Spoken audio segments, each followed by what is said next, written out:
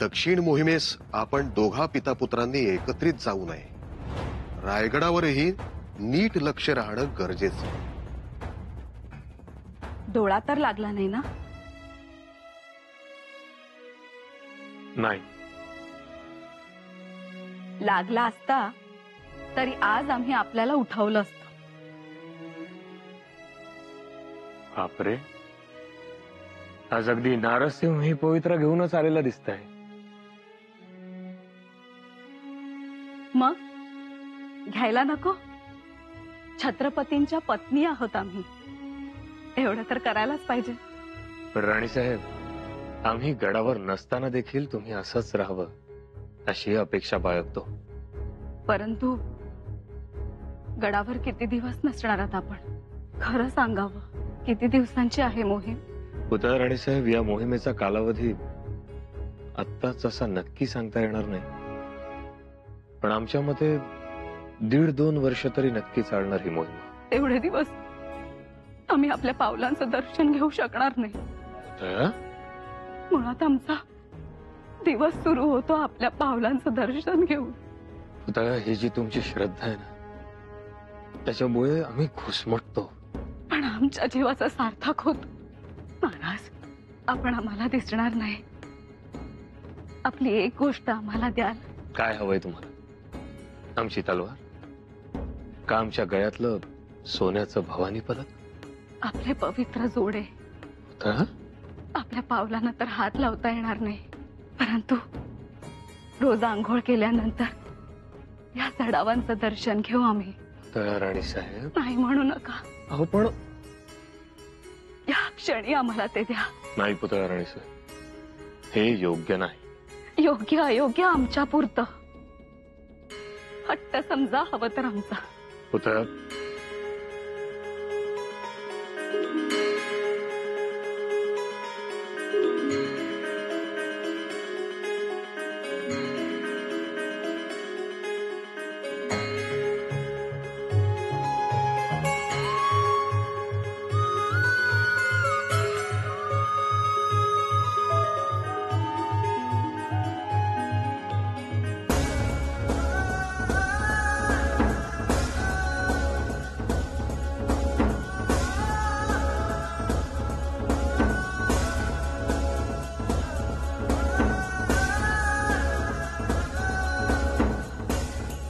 हा चढावा आमच्या खासगी देव्हाऱ्यात. पुतळा, मग आता मुलाला काय मागणार? शंभूराजही नसणार आहे 1.5-2 वर्ष. लढण्याचं बळ. आमचं लेकरू बाहेरच्यांशी तर लढतात, पण घरच्यांशीही लढतो. ते बळ हवंय आम्हाला. आपले शंभूराजे आहेतच लढवय्ये. पण महाराज, आपण लवकर यावं. राजकारण साधून यावं. आपल्या येण्याच्या एक एक विजयी खबरा ऐकून आम्ही रोज एक एक फूल या जडाव्यांवर वाहू. तो आनंद आमच्यासाठी मोठा. एक गोष्ट लक्षात आली का? कोणची? अहो, गडाचा पायथा कसा दणाणून गेलाय, बघितलात? हा, हे काय विचारू नका बघा. अहो, जिकडं बघावं तिकडं पोरच पोरं, पोरच पोरं. जसं मुंग्यांचं रिवान फुटावं तशी तारा. अहो, युवराजांना बघायला पोरा सोरांची ही गर्दी, ज्याला त्याला युवराजांच्या हाताखाली काम करायचंय. अहो, एवढं अप्रूप कधीच घडलं नव्हतं.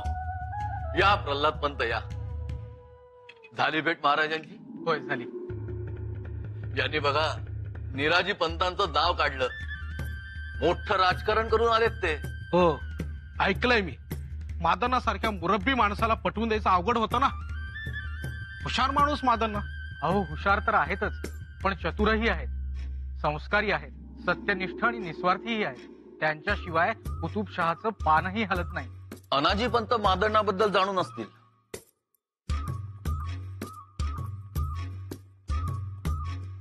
ऐकून आहे, पण एवढी माहिती नाही त्यांच्याबद्दल. भारावून जावा असा माणूस. अहो म्हणून तर कुतुबशहांनी मादण्णांना सूर्यप्रकाश राव असा किताब दिलाय. काय सूर्यप्रकाशराव किताब म्हणजे कामाचं सार्थक झालं. हो, मोठे अभ्यासू महाराजांचं नाव घेताच मादण्णा उभे राहिले, पायातले चढाव काढले आणि हात जोडले. माझं अर्ध काम तिथंच झालं होतं. बघितलं महाराजांबद्दल मान्यवरांना केवढा आदर आहे तो. शपथ दिली कुतुबशहांना, सुरक्षिततेची हमीही दिली. ही स्नेहभेट आहे असा हवालाही दिला. कुठं राजकारण करायला लागलं तेव्हा कुठं कुतुबशहा आणि महाराजांच्या भेटीचा योग साधता आला. म्हणजे महाराजांनी शाबासकी दिली असणार. होय, शाबासकी मला दिली, पण त्या शाबासकीचे खरे हकदार मादण्णा पंत आणि अक्काण्णा पंत या दोघा प्रधान बंधूंवर कुतुबशहाचा केवढा विश्वास. मंत्रिमंडळातील मंत्र्यांचा असा मानपान पाहून खूप हेवा वाटतो हो. अहो त्यांच्या शब्दाला मिळणारा मान, त्यांना मिळणारी प्रतिष्ठा पाहिली की मन अगदी गलबलून जात. जाणार तर मी एवढा बुद्धिमान माणूस मलिक अंबर नंतर अख्ख्या हिंदुस्थानात मी सुरू केलेला धारा हा अनाजीचा धारा म्हणून ओळखला जातो. पण आमचं कुणाला कौतुक नाही. म्हणतात ना, पिकतं तिथे विकत नाही.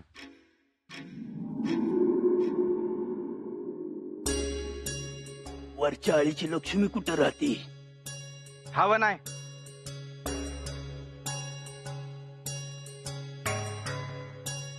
अव हा नाही, ती वरल्या आळीची लक्ष्मीबाई राहते. कुठं राहते काय माहितीये का तुम्हाला? वरल्या आईला. असं मग तुम्ही कोण हो? मी लक्ष्मीच हाय. वरल्या आईला असती, आज खालच्या आईला आली हाय. आमचा वरंगोदा येणार हाय ना वाच. बर, कोण त्यो? नाही म्हणजे नाव काय त्याच? आता तुम्हाला कशा पाहिजे एवढ्या चौकशा? बैरू. भैरू? अहो मीच की भैरू. मला ओळखलं नाही का काय? आता भैरू तुम्ही? हा. आता तुम्ही ह्या सालातलं त्या सालाला याल तर कसं काय ओळखायचं मी सांगा बरं. लाडी, हा काय खबर? खबर हाय नाही खाली तर सापडले. सिटीकडे जाणार. मजकूर काय? मजकूर गडावरल्या समध्या खाना खुना आहेत त्या. एवढंच नाही तर महाराज आणि युवराज सुद्धा गडावर राहणार नाही हे बी लिहिलं आहे त्या. चोख काम बजावलंच लाडी. आजपासून 3 दिवसानं खंडोबाच्या मंदिरात भेटू. जी नाईक. हर हर महादेव. आणि थांब, आणि हे बघ, हे डबीदार. ह्याच्यात दुसऱ्याला बेशुद्ध करायची पुली आहे. उपयोगाला येईल तुझ्या. अरे अरे अरे अरे, आता कशाला उघडती हा? का स्वतःवरच आजमावायचंय? नाही नाही नाही, घरी जाऊन उघड. चल येऊ ग मग. जी.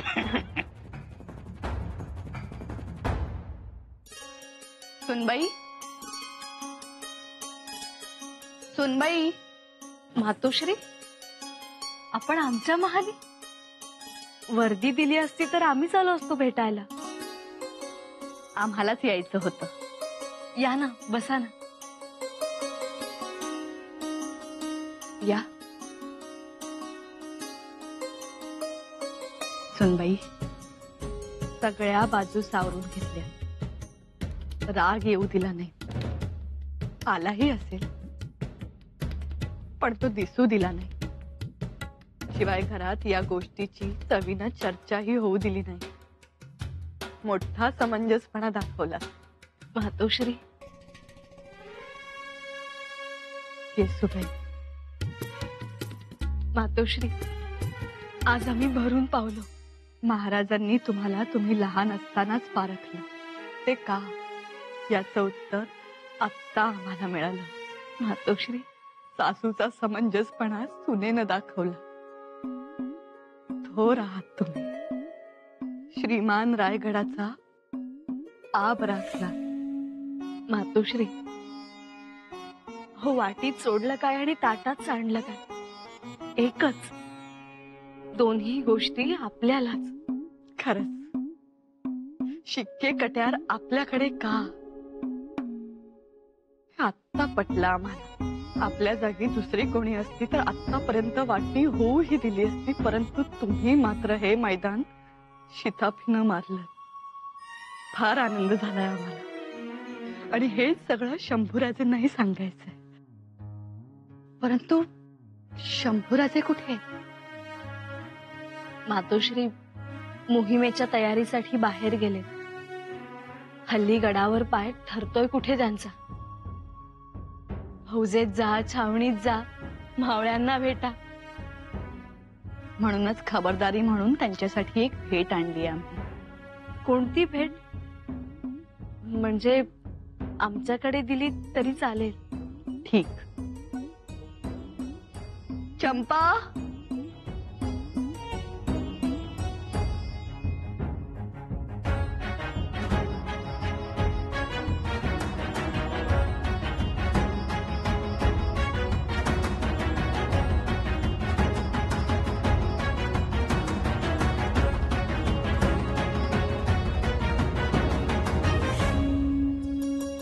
कट्यार.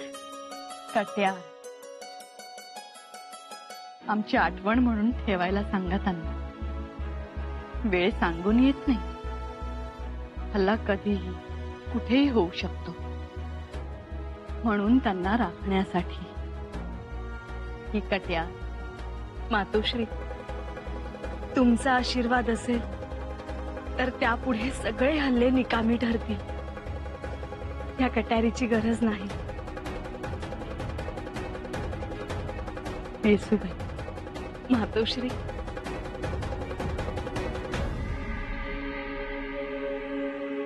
शंभूराजांची भेट झाली तर बरं होईल. आजपासूनच तुला गडावर ठेवीन. आहे तसं जर झालं तर लय बरं होईल बघ. का अगं कुठे चालली एवढ्या लागा? बहिर्जी दादा, अव कधी आलासा गडावर? आज आलासा तर गाठ भेट नाही. आता गडावरच राहणार आहे आणि जरा निवांतच आहे, तर म्हणलं धारावच्या हातची भाकर खायला यायचं. मग त्यासाठी कापूर होळ यावं लागल. येईन की. कोण म्हणायचं? लोक माझा अंतोजी. मामा नमस्कार करतो. हा, औक्षवंत हो. शंभूराजांसंगट सावलीसारखं ठेवणार आहे मी ह्याला, गडावर बी आणि मोहिमेत बी. हवं काय काय सांगून येत नाही. आणि आता खरं सांगू का, माझा कुणावर बी भरोसा नाही. हवं दुश्मन तरी बरा, पाठीत वार करतोय. पर आपलं म्हणून काळजात वार करायला लागले तर कसं करावं वो? कधी मनातलं बोललीस बघ. ठेव त्याला फौजत आणि शंभूराजाच्या गोठात ठेव. म्या तयार करतो त्याला. शंभूराजाचे बी जीवाला जीव देणाऱ्या माणसांची गरज आहे आता. माझं बी तेच पण आहे. युवराजांसाठी काय बी करेल मी. शंभूराजांवरचा येणारा पहिला वाद या अंतोजीवर असेल. अव त्यांच्यासाठी रागात बी सांडेल मी. शबास्त्र माझ्या वागा. येणार येणार येणार म्हणता म्हणता तो क्षण आलाच. आम्ही स्वतः दक्षिण मोहिमेत आघाडीवर असणार. आमची तलवार तेजानं तळपताना स्वतः आबासाहेब पाहणार. रोमहर्षक क्षण, अद्वितीय आनंदाचा क्षण. आमचं मन गड उतरून केव्हाच कर्नाटकाच्या दिशेनं धावू लागलंय. आम्ही पाठीमागं वळून पाहतो आहोत तो आमच्या 20,000 घोड्यांच्या खुरांनी आकाशात उडालेले धुळीचे लोटच्या लोट. आमच्या 40,000 मावळ्यांच्या दमदार पावलांचा दणात्कार. आम्ही कर्नाटकात पोहोचलो. भागानगरातही पोहोचलो. आमच्या समोर जो गनीम आला त्याच्या समोर आम्ही घट्ट पाय रोवून उभे राहिलो. आम्ही तलवार उगारतो काय, गनीम कापतो काय आणि गनीम शरण येतो काय. आणि संपूर्ण दक्षिण प्रांतात हर हर महादेवचा जयघोष.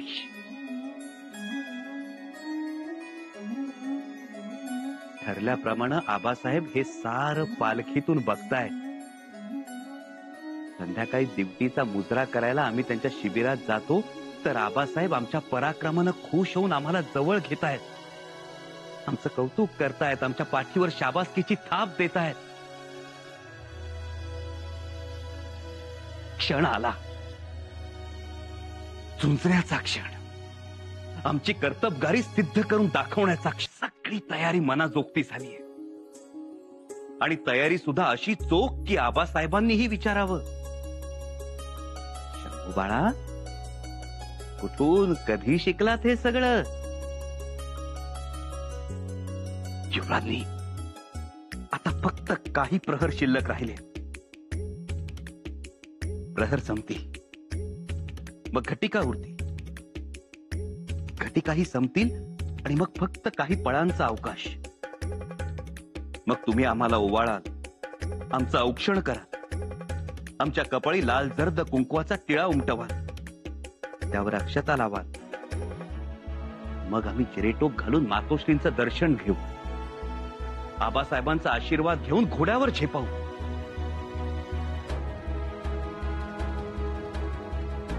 आणि एकदा वळून पाहू तुमच्याकडे, तुम्हाला नजरेत साठवू 1.5-2 वर्षांसाठी. येसू, एवढी वर्ष हृदयाशी कवटाळून ठेवलेलं आमचं स्वप्न आज स्वप्न न राहता प्रत्यक्षात येतंय. आमच्यासारखे भाग्यवान आम्हीच. नाही, भाग्याला सुद्धा आमचा हेवा वाटावा असं सगळं घडतं आहे. खरंच हो, आम्ही सुद्धा त्या क्षणाची वाट पाहतो. युवराजने आम्ही कुतुबशाहला जिथं भेटणार ना, त्या शहराला भागानगर असं म्हणतात. खरं तर पुरातन काळातलं हे भाग्यनगर. हल्ली बादशाह त्या शहराला हैदराबाद असं म्हणतो, पण आमच्यासाठी ते भाग्यनगरच. इथं आमचं भाग्य उचलणार, बघाच तुम्ही. आम्ही प्रयत्न करूच. खर तर रायगड एवढा उंच, पण त्यावरून उजळलेलं तुमचं भाग्य आम्हाला दिसेलच. आमच्या पाठीमागे सगळ्या गोष्टींची बारकाईनं काळजी घ्या. आपण इकडची बिलकुल काळजी करू नये, निर्धास्त जावे. तरीही आऊसाहेबांना सकाळ संध्याकाळ दिवा लावावा. महाराजांच्या खाण्यापिण्याची हेळसांड होऊ देऊ नये. ते खेळतात खूप आणि न खाता झोपी जातात.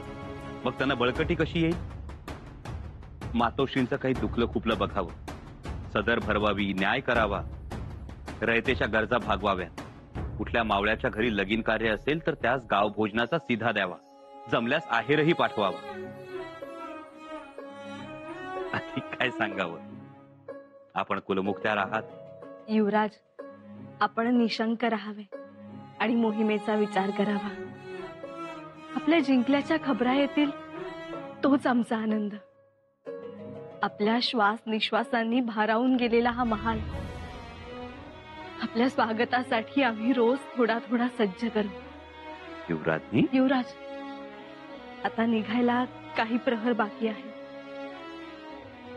आम्हाला येसू म्हणूनच हाक मारा.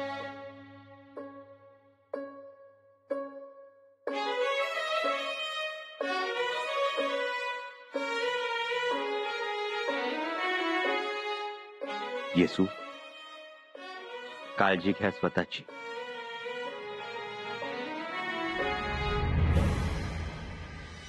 ते पत्र बाळाजी पंतांना द्या. जी. राहूजीना, जी महाराज. गडावरची व्यवस्था चोख ठेवण्याची जबाबदारी तुमची. जी. साधारण केवढी फौज अपेक्षित आहे तुम्हाला गडावर? गडावर 10,000ची फौज असणं गरजेचं आहे महाराज. 10,000. ठीक. दुसरी गोष्ट, गस्त घालणाऱ्यांना गडाच्या चहूबाजूनी लक्ष ठेवण्यास सांगा. आणखीन एक, गडावर 3 वर्ष पुरेल एवढा अन्नसाठा करून ठेवावा. त्यात कोणतेही हलगर्जीपणा चालणार नाही. जी महाराज. तुमचं बोला. महाराज, मी अभयरू, शेतकरी आहे जी. मुद्द्याचं बोला, अगळ पगळ नकोय. जी, डोंगराच्या कडेला माझं शेत आहे आणि यंदा पीक बी लय जोमानं आलंय महाराज. परवान राणी आणि रानडुकरांनी लय उच्छाद मांडलाय बघा. राखण करावी महाराज. अहो, राखणदार हातात दगड घेऊन तयार आहे ती. परवान राणी लय धुडगुस घालायचं बघितलंय. नुसती हुप हुप करते ती बघा महाराज. वानर जाता जाईना आणि रानडुकर हालता आलं ना, अशी परिस्थिती झाली. बंदूक देऊ मग? टाकाल का पार? नाही महाराज, ठासणीची बंदूक कामाची नाही. चिटणीसानं बोलवा. बंदूक नको म्हणताय? जी, काय आहे, ही सगळे वानर रानडुकर पोपट पाखर मालक शेताच्या बाहेर कधी जाणार आहे याचीच वाट बघत बसले ती. आणि हे सगळं वेळेत आवरलं पाहिजे महाराज, नाहीतर शेतकऱ्यानं जोमानं पिकवलेलं पीक समधी नासाडी होऊन जाईल. आणि गमतीचा भाग म्हणजे आता कुंपानच शेत खायला टपलंय. वैरजी आत्या